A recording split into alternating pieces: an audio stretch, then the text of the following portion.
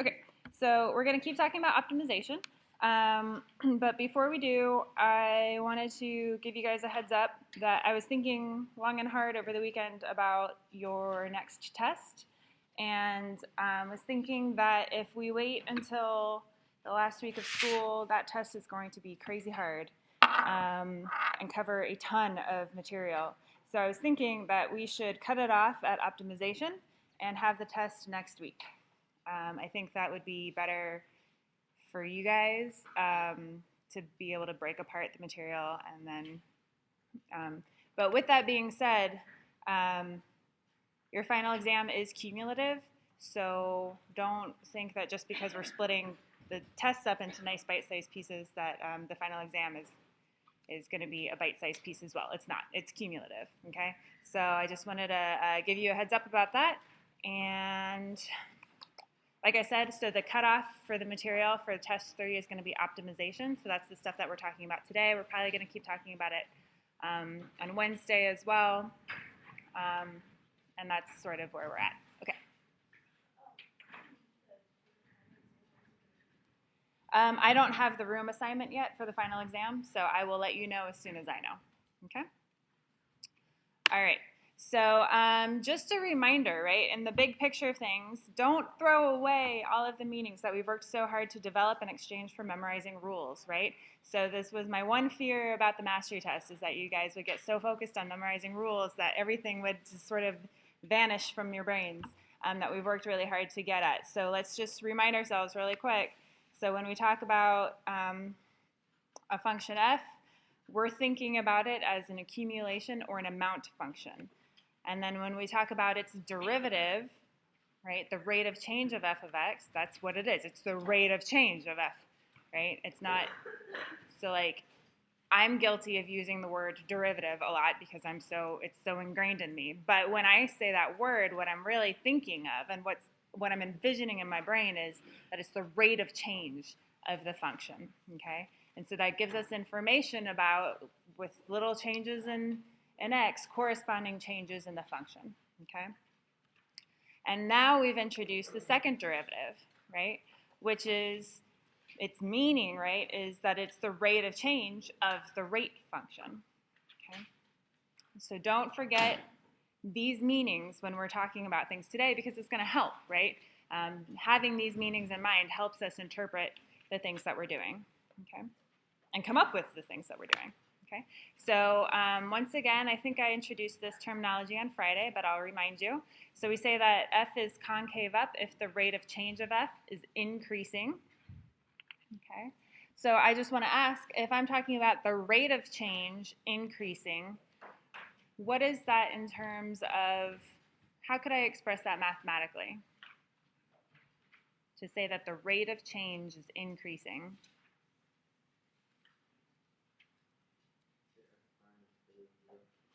So f prime is greater than 0 would say that the rate of change is positive. Is that equivalent to saying that it's increasing? So how do we decide if any function is increasing?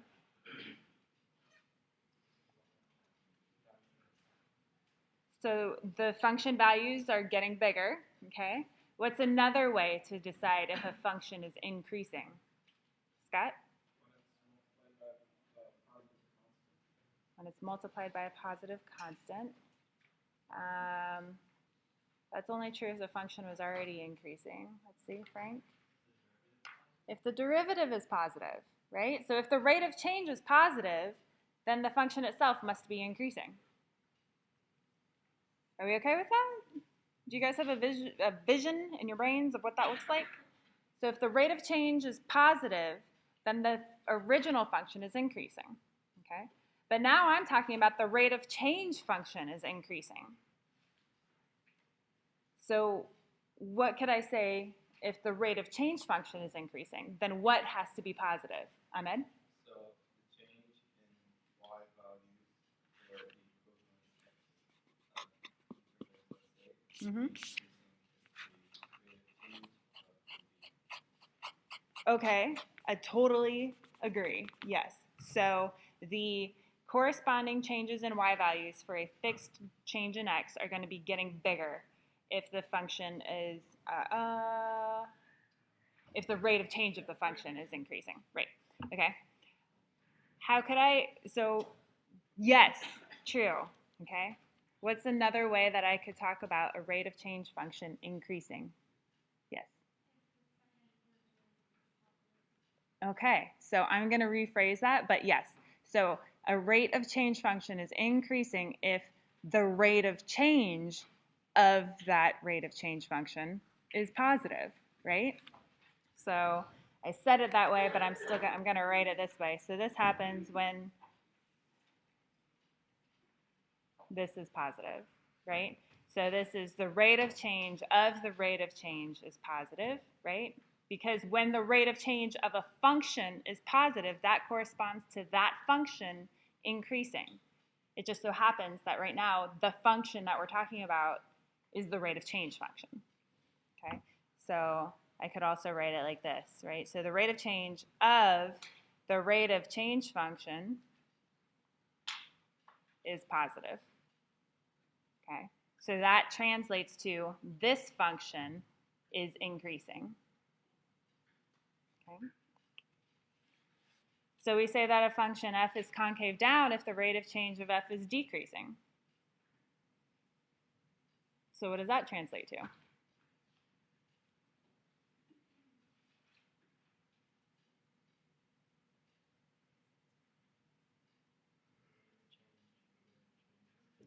The rate of change of the rate of change is decreasing?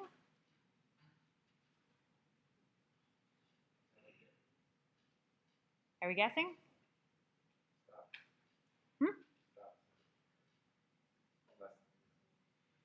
So I've got the rate of change of f, right?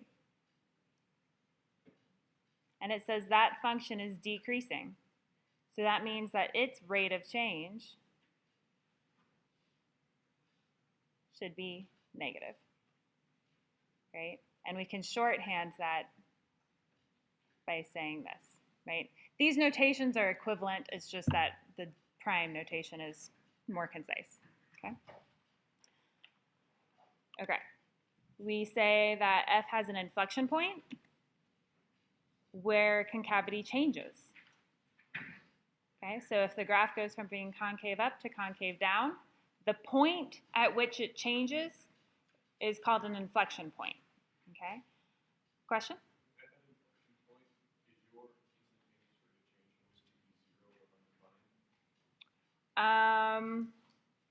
Is the instantaneous rate of change always going to be 0 or undefined? No. Okay, but something does happen, and so if we think about it, right, in order for concavity to change, right, so you're concave up if your second derivative is positive, you're concave down if your second derivative is negative. So in order for it to change, the second derivative has to pass through a specific value. The only way you can change from negative to positive or positive to negative in a smooth way is how? You have to go through 0, okay? So we get potential inflection points when the second derivative is 0, right? Now I say potential because just because the second derivative is 0 doesn't actually mean that concavity changes, right? It could be negative, get to 0, and then stay negative, right? In which case concavity stays concave down, you don't have an inflection point, okay? So potential inflection points occur when the second derivative is 0, specifically because it must pass through 0 in order to change sign, right? SIGN, okay? All right. So here's the tricky part, is keeping it all together. Okay, so you have a handout in front of you that I'd like to talk about. And so what this handout is for is to help us keep track of coordinating all of the information, right? Because now we're looking at the accumulation function, its rate of change function, and the rate of change of the rate of change all at the same time. And we're trying to use that information to draw conclusions about the shape of the graph, right, the behavior of the function, and also to answer cool questions like, where do maxes and mins occur? Okay. So, yeah, question. Yes. So I've distributed all of them. So if you don't have one, there's probably an extra sitting out somewhere. Who else needs one? Anybody else? Anybody else have one? Great. Okay. So then, whoops, I went too fast. So okay. So if you're thinking about this table, I'd like you guys to work on it yourselves, but what I want you to keep track of is, so here, this, all of these rows are sort of determined, if you will, by what the first derivative is doing. So if the first derivative is positive, 0 or negative, what can you say? And then the columns are telling you if the second derivative is positive, 0 or negative, what can you say? And so just something to keep in mind, right, is that the first derivative's sign, S-I-G-N, tells you about the behavior of f, right, whether or not it's increasing or decreasing. So in particular, having the first derivative be positive tells you that f is doing what? F is increasing, right? And so that translates to it like literally the actual values going up from left to right, right? And then the first derivative being negative tells you that f itself is doing what? Decreasing, okay? And having the first derivative be 0, what does that translate to?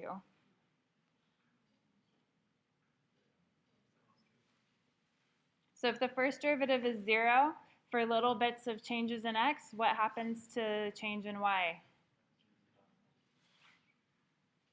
It's like nil, right? So the way that we're going to talk about that is to say that the graph is pausing, that the function is pausing, right? Okay. So I just did like half the work for you. So now what you need to decide is using the second derivatives, okay? So now the second derivative being positive, 0, or negative, is that going to immediately tell you about the function f? Or is there like an intermediate step? I guess that's a tricky question. When you see second derivative being positive, negative, or 0, what I'm hoping is that you'll translate that into information about the first derivative, right? So all of these are telling you what the rate of change of f is doing, right? So the second derivative being positive tells you that the rate of change of f is doing what? Increasing, right? And then you can keep going from there, okay? So I want you guys to take a couple of minutes, work with each other, get this table filled in, okay?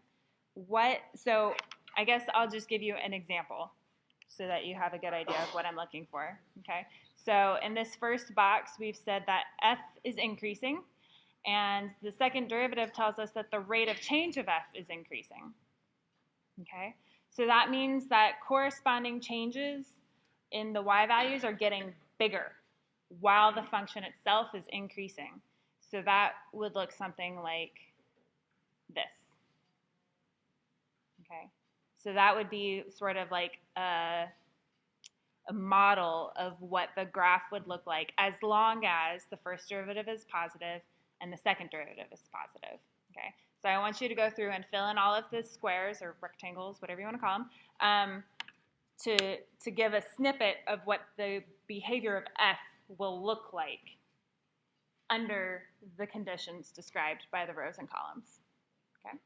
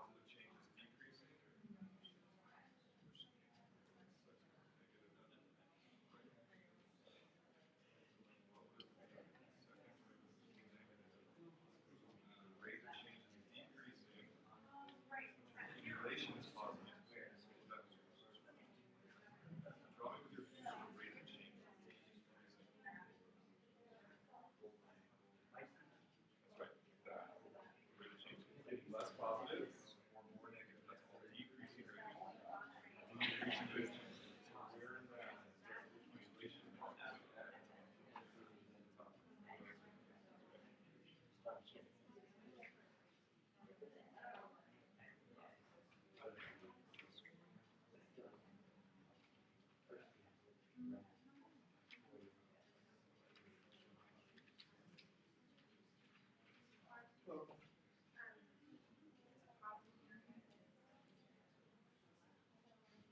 we got these right. So if the rate is getting less negative or more positive, then the rate's increasing, and your second derivative is positive. So we can draw that whole thing, because that whole thing is an increasing first derivative or second derivative positive. So draw the whole thing. Draw this whole thing. So whole u. The whole u. Because that represents the second derivative positive. The rate is getting less negative or more positive. So where on the graph does the accumulation, where is it lost? Very low. There's a moment there when for a small change in x, you don't get a change in y, and that's what she means by f is positive. So these are like the whole thing. Right? Like, this one.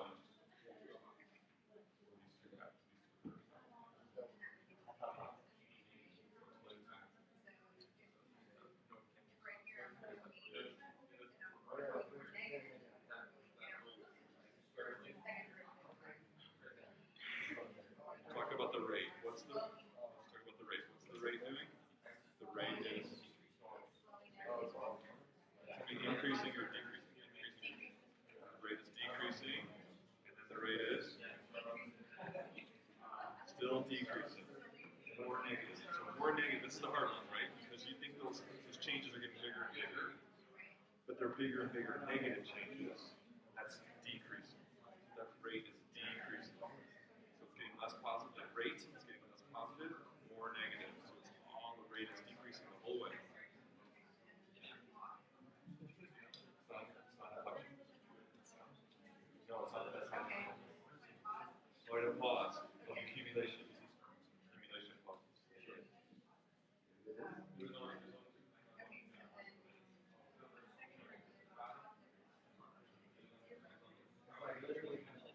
So a linear function is one way that you get a second derivative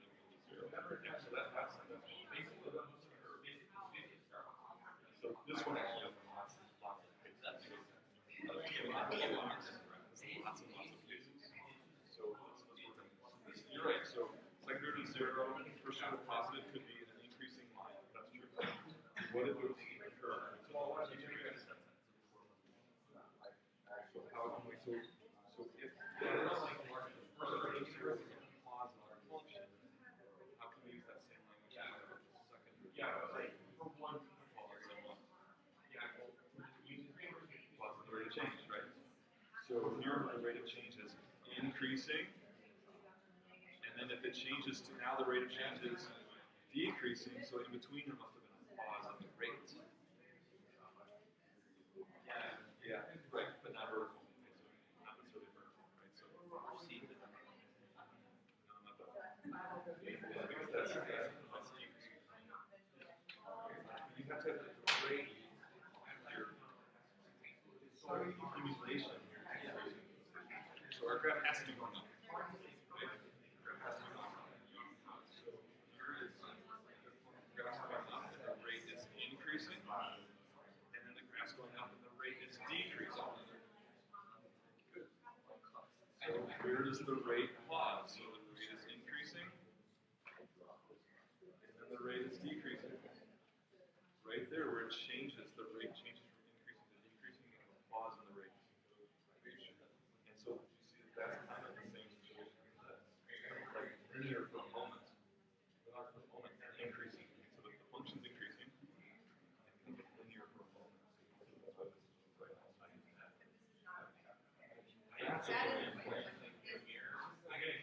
That's called local maximum. Local maximum. That's right. In the vicinity, you have a high.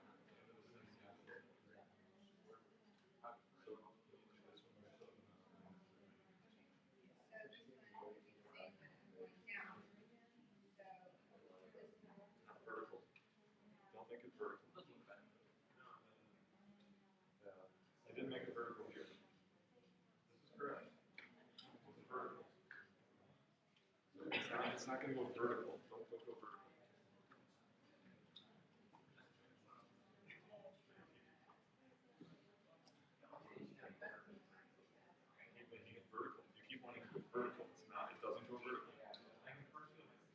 decreasing. The whole graph is decreasing.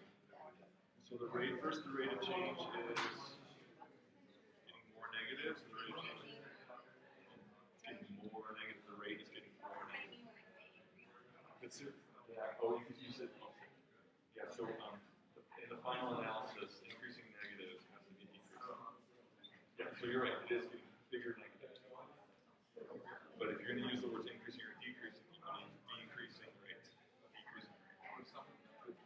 So and then what's going to happen is we're still going down, and the rate is going to be what? Is the rate decreasing now? It's increasing because it's being less negative. It's being less negative. The changes are smaller and smaller negative changes. That's an increasing rate.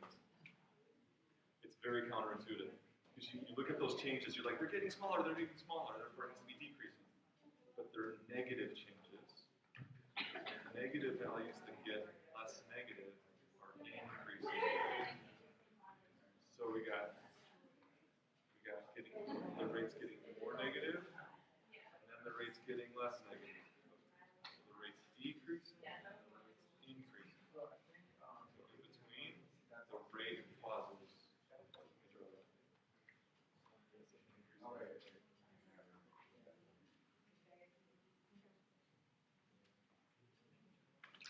decreasing, rate, then increasing. Just don't go vertical. Don't go vertical. Still heading down a whole way.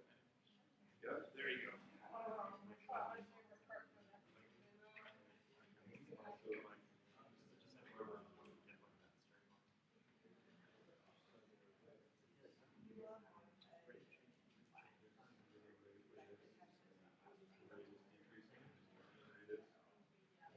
But the function is decreasing all that change. So that is the rate cost. It's decreasing getting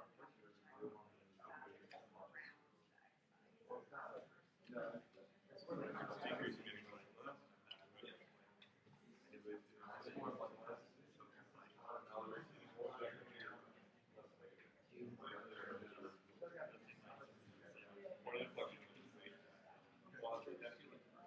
Changes from getting more negative to less negative.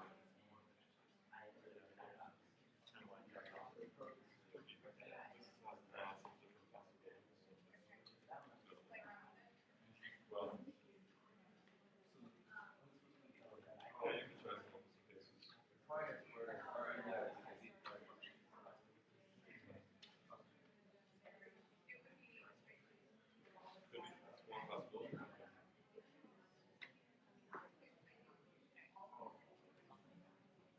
No, this is Yeah. your second derivative is 0, right? Your second derivative is always negative.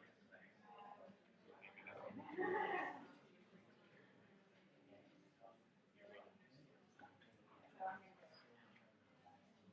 All right, let's bring it together. So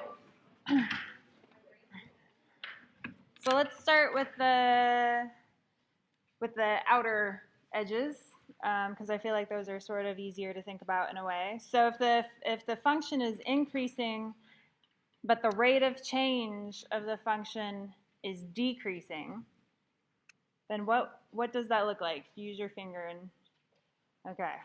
So fingers, what does it look like? Beautiful. Okay, so over here we've got, oh, where'd my pen go? There it is. So we've got increasing, but the rate of change is decreasing, so that's going to look something like that, right? And then down here we've got the function itself is decreasing, but the rate of change of the function is increasing. So what does that look like? What you got? What you got? All right. So the function is decreasing, and the rate of change is increasing. So just in case, right, this is a reminder, this is where negatives get people confused. So here, if you were to look at like little changes in x, the corresponding changes in y, so there'd be like a big change in y here, and then like a smaller change in y here, smaller change in y here. But these changes are negative. So like a smaller change is actually a bigger change because a smaller negative is a bigger number, right? Negative 1/2 is bigger than negative 2. Okay, so that's what's happening here. And then the only other possibility left is if you're decreasing, but the rate at which you're decreasing is decreasing, then that's going to end up giving you something like this. Okay. Notice I didn't draw axes anywhere because none of this information is tied to a quadrant or an axis or anything like that, right? This can occur anywhere, wherever the function itself lands in the graph. Okay. All right, so now comes the fun stuff. Okay, so let's say we're in the first column. We're going to fill it in what happens when the first derivative is 0, but the second derivative is positive. Okay, so what I want you to imagine is that, so what we're saying is that the rate of change is 0 for a moment. So the function is going to pause for a moment, okay, and have a rate of change that's 0. So I could imagine like a horizontal tangent line, if you will, right there, right? But the second derivative is positive, okay? So that means that the rate of change is increasing. So the only way that the rate of change can be increasing and go through 0 is if to the left of this point, the rate of change is negative, and then to the right of this point, the rate of change is positive, right? Because going from negative to 0 to positive is increasing. Are you feeling me? So if the rate of change is negative here, that means that the function itself was decreasing, and then positive is increasing. So at this point, though, this is the point that's described by having a first derivative of 0 and a second derivative that's positive. Question? You're talking in reference to that with the second derivative being positive. Does it have to come from negative on one side and 0 to positive on the other side? Like, does it have to be? Are you viewing your 0 as a middle point, or you use that as one of the ends and say it was less severe than the 0, so it's increasing? I'm just using it as a reference to say to the left of it, it had to be negative. To the right of it, it has to be positive. Did that answer your question? Okay. And so likewise, if I do the same thing, the first derivative is 0 here, but the second derivative is negative, that means that the rate of change is decreasing.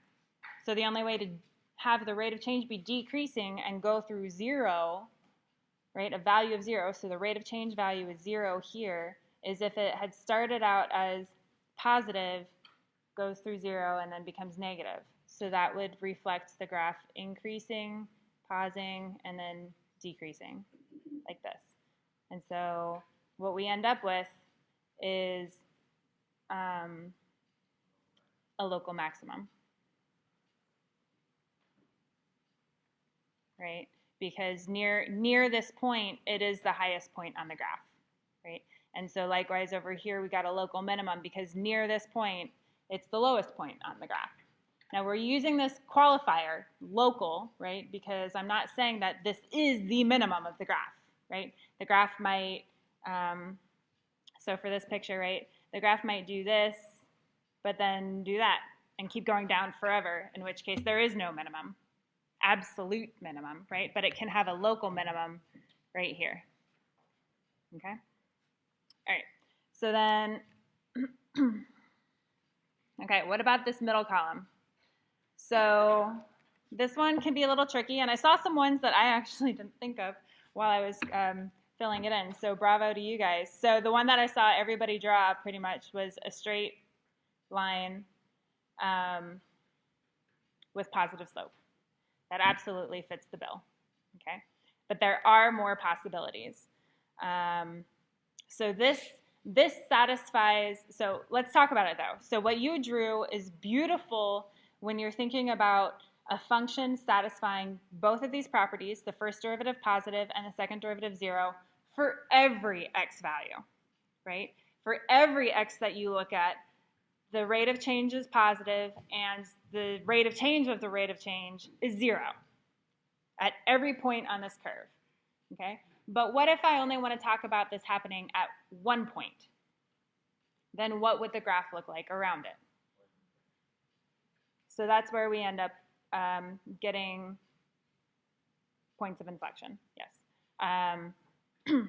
So that could look something like this, right? I have a really hard time drawing the alternate, so I'm gonna try, but don't hold me to it too harshly. So something like that. I tried. Okay. In the middle box, there's way too many possibilities for us to talk about today, but just know this, right?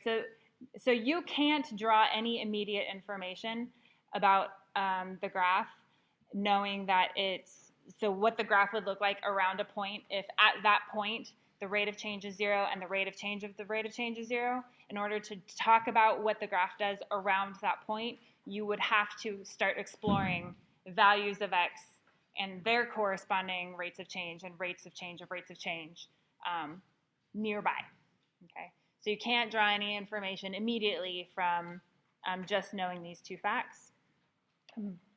And then likewise for this last box, you guys are so smart. This was so cool. I really hadn't even thought of that. So this is, again, an example of a function satisfying that the first derivative is negative and the second derivative is 0 for every x value, right? But then if you wanted it for just at one, so up here it was just at this point and just at this point. So down here we've got decreasing, right? But with the same type of behavior. Like so. Okay. So then, so why did we do this? What do I want you to take away from this? I want you to take away the fact that from the first and second derivatives, you can inform yourself about the behavior of the graph, right? And so some hopefully super logical things that might come to mind are, oh, okay, well, if I wanted to sketch a curve, because for heaven forbid, my graphing calculator got corrupted, if I wanted to be able to do this by hand, right, then I could look for places where the first derivative is 0 and the second derivative is 0 to like break up intervals where I could then talk about, okay, well, on this interval, is my first derivative positive or negative? And is my second derivative positive or negative? Because once I know those things, then I know what shape the graph is going to have on that interval. Okay. So I'm not going to pound that in too much because thank goodness we have graphing calculators. But what I do want you to take away for sure is what these tell you about the behavior of your function, right? When is it increasing? When is it decreasing? And in what kind of fashion? But also, very importantly, the middle row where we get information about maximums and minimums, okay? Because these are the kinds of problems that people like to solve, right? You're running your business. You want to know how many products you need to sell in order to maximize your profit. That's a really good question to ask, and we can solve that kind of question using this technology, okay? Ahmed? So with the straight horizontal line, satisfy for first and second derivative being 0? It would, but that is not the only possibility, which is why I'm just not going there. Okay. All right. So,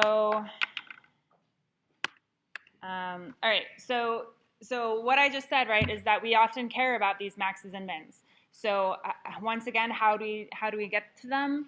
Well, we talk about critical values of a function, okay? And the critical value is anywhere where the first derivative is 0. So where the rate of change is 0, i.e. where the function itself pauses, okay? So having the rate of change be 0 tells us where the function pauses momentarily. And so if f is like increasing or decreasing, so if it's increasing and then pauses and then decreases, we already saw that gives us a local maximum. And if it's decreasing, pauses, and then increases, then that gives us a local minimum. Okay, so that's why we tend to pay attention to when is the first derivative 0. Okay, but I want to warn you, just because the first derivative is 0 does not mean that you automatically get a local max or min. And here's a prime example, right? If f of x is x cubed, then what's f prime of x? If f of x is x cubed, 3x squared. So that means f of 0, or sorry, the rate of change at 0 is 0, right, when you plug in 0. Okay, but if you actually look at the graph of x cubed, it does this kind of thing, right? Here's the x-axis, here's the y-axis. And so this point, right, at 0, 0, not a max, not a min, okay? But it is where the rate of change pauses before continuing to be, so it's the rate of change is positive, but then less positive, and then 0, and then a little bit positive, and then really big positive, right? So because the rate of change doesn't change from positive to negative or negative to positive, we don't get an extremum, is what we call it, right? A maximum or a minimum, okay? So don't jump the gun and think just because you find a place where the first derivative is 0 that you've found a max or min. You have to actually test to make sure, okay? So then, just in case you didn't feel it with my picture, here's it one more time, right? So there's the pretty picture of x cubed, y equals x cubed, okay, where you don't have a max or min at 0, even though the first derivative is 0 there, okay? But here's a picture in which we do have local maxes and mins, right? So there's two places on this graph that we can see where the first derivative is 0, and each is, in fact, a relative extremum, okay? So what makes these values special in comparison to the x equals 0 value on y equals x cubed? The first derivative changes sign, okay, as you go from left to right of each of these points. So that's what makes them special, okay? And also, another way that you could think about that, so if the first derivative changes sign, that means that the second derivative was doing stuff, okay? So it wasn't 0. So that's a handy-dandy way to check. It's called the second derivative test if you want to look it up in your textbook. And it tells you how to classify maxes and mins based on the value of the second derivative. If it's positive, so if the second derivative is positive, that means the first derivative is doing what? I heard mumbles. Second derivative is positive, that means the first derivative is increasing, right?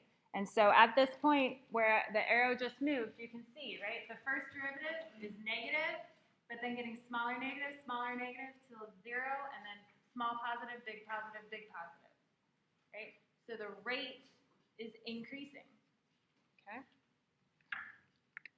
And when the second derivative is negative, that means the first derivative is decreasing. And so again, if we focus on this first hump, right, my derivative is really big positive, less positive till 0, and then negative, bigger negative, right?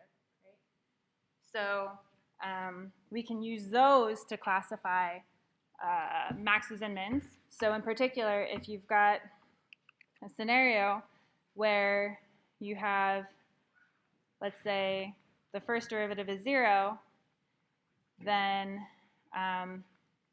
this point gives you a local max if the second derivative is what? Positive or negative?